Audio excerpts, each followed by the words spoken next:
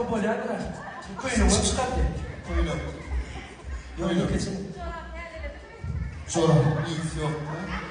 Halifelere bir siyah için bariyat da köplenç. Onu kuş dilen adliyifte çıkarmadan böyle halana halife. Ne yapıyor şeyle? Ay var.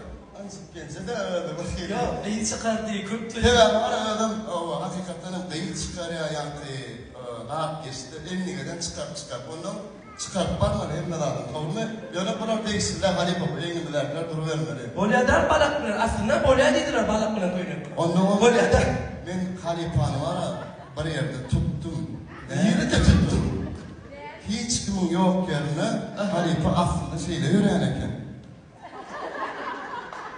Buyur hekim. Göz dillik bir zat var ya. Sonun berde şeyden ok geliyor.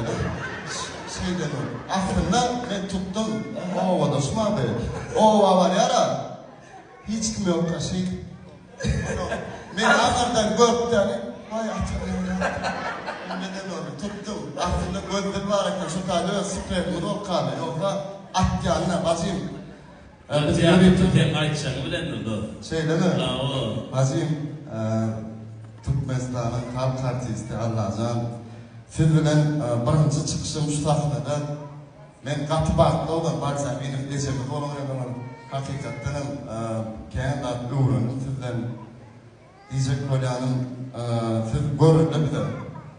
Bizden soğuklara da görüldü. Ben baktı siz yani adamlardan bir sahnede çıkış edip bir yerde kadans edip Allah'ın olsun. Ova, aynen. Bir yerden aileler yattı ova. Halife canın sağ olsun, başladık olsun. Tiyatroda oyun oynamasa var, internette bile çıktım. Allah'can, innemedi, ölçüğüm oluyor radiyana bizeler.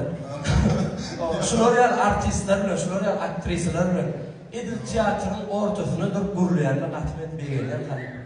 Doğruluğunuz kutlu olsun Allah'can, canınız sağ olsun, başarılık olsun. Kollektivada çok sağ olun. Ben de söyleyeyim. Şunlar yani bir bayrak belli yani. Bu da en iyisi.